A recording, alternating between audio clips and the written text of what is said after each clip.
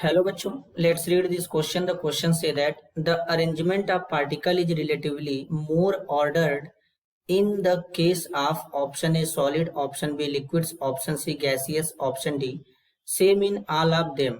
तो सबसे पहले समझेंगे बच्चों की कॉन्सेप्ट होगा बच्चों प्रॉपर्टीज ऑफ सब्सटेंस।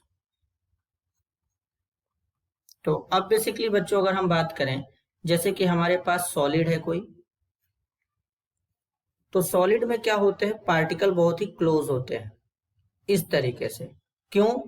क्योंकि इंटरमॉलिक्यूलर फोर्स जो होता है वो बहुत ही ज्यादा होता है, मीन्स स्ट्रॉन्ग होता है। स्ट्रॉन्ग इंटर मॉलिक्यूलर फोर्स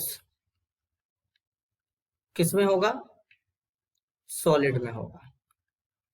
लेकिन अगर हम यही लिक्विड में देखें तो लिक्विड में पार्टिकल थोड़े दूर दूर होते हैं बच्चों इस तरीके से।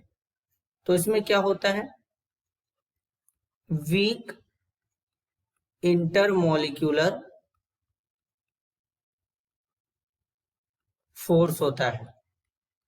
किसके कंपेयर में? सॉलिड के कंपेयर में। इसलिए इसके पार्टिकल सॉलिड के कंपेयर में थोड़े दूर दूर होते हैं। लेकिन अगर हम गैस के केस में बात करें तो इसके पार्टिकल तो और भी दूर दूर होते हैं।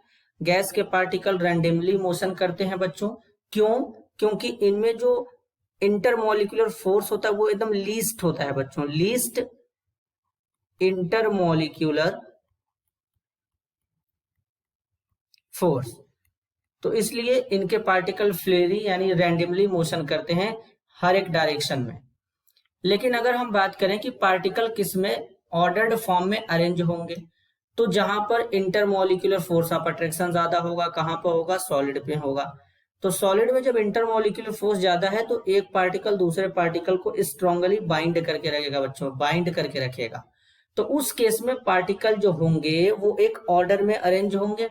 लेकिन लिक्विड और गैस के केस में ऐसा देखने के लिए नहीं मिलेगा। गैस में तो बिल्कुल ही ऑर्डर्ड फॉर्म में नहीं होते हैं, क्योंकि गैस में तो फोर्स ऑफ अट्रैक्शन एकदम लीस्ट होता है बच्चों।